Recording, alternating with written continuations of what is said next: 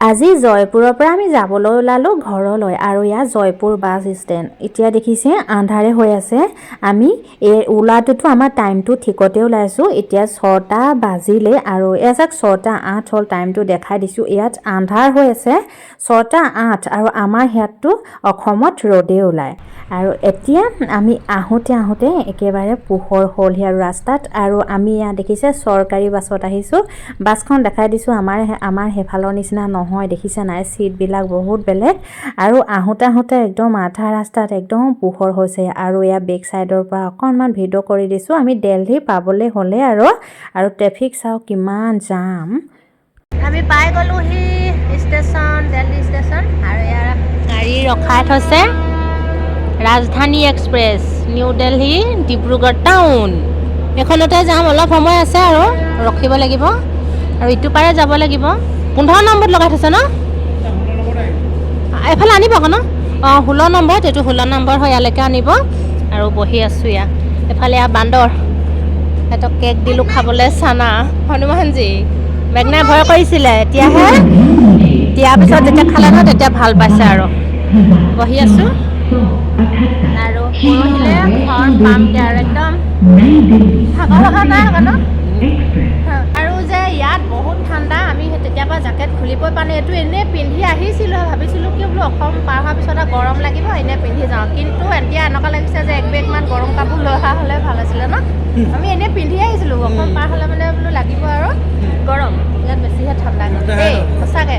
মোজা খুলিবই পৰা নাই, ডলফিন দিছে নাই, একদম হাই চপ্পল এনেকুৱা চপ্পলে পিন্ধি লৈছোঁ আৰু মানে এই গাড়ীত এইবিলাক পিন্ধিব নোৱাৰি যে, লেতেৰা হৈ থাকে যে, সেইকাৰণে এনেকৈয়ে পিন্ধি লৈছোঁ, কিন্তু মোজা খুলিবই পৰা নাই। কেতিয়াবা মোজা পিন্ধি আছোঁ সঁচাকৈ, বহুত ঠাণ্ডা মানে। আমাৰ ইয়াত গৰম বোলে, অথনি বায়ে ফোন কৰিছিলে গৰমে লাগিছে বুলি কৈছে আৰু আচ্ছা ইহে তাই ভয় কৰিছে বান্দৰলৈ মেঘনাই। হাই মংকি চানা খাইছে দেখিছে। হাই মানুহ, হাই মংকি পেলাইছিলে ন মংকি।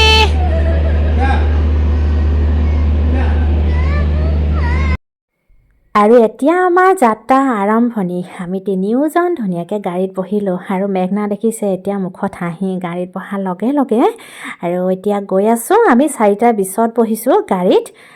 এতিয়া আহি সন্ধিয়া লাহে লাহে হ'বলৈ হৈছে আৰু হ'ব 4টা 20 হৈছে। 4টা 20ত উঠিছোঁ আৰু দিল্লীৰ পৰাও আমি বহুতেই আহিলোঁ, আহি কৰি আৰু এতিয়া লাহে লাহে ক'লে আৰু মেঘনায়ো বোলে এনেকৈ অকণমান শুই দিওঁ আৰু শুই যাওঁ। আৰু মানুহজনেও ক'লে দুইজনী তোমালোকে বোলে অকণমান শুই যোৱা। মোক একদম মিডল ছিটত দি দিলে, ওপৰত ইয়াত উঠিলোঁ মিডল ছিট, একেবাৰে ওপৰটোত উঠিবগৈ নোৱাৰোঁ আৰু দেই। মেঘনা মানে একদম তলতে আৰু যেতিয়া আন্ধাৰ হয় ৰাতি হ'লে মানে আমি দুইজনী একেলগতে শুওঁ।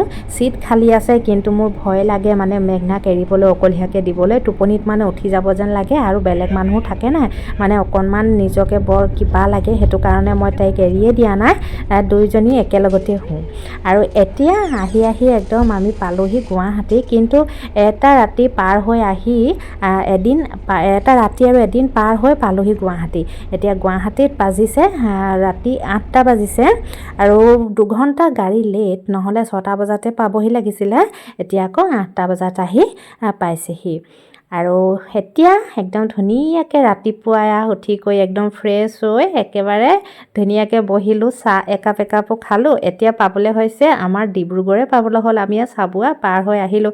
এতিয়া মুখত হাঁহি, মানে মেঘনা আৰু ভাল পাইছে, একদম ঘৰ পাইছোঁহি আৰু বুলি। আৰু যিমান যি হ'লেও ন, একদম নিজৰ ঘৰৰ বিচনাখনৰ নিচিনা কেতিয়াও নহয়। যিমান লাগিলে দূৰত ফুৰিব নাযাওঁ, যিমান বাহিৰত নাযাওঁ, ঘৰৰ নিচিনা কেতিয়াও নহয়।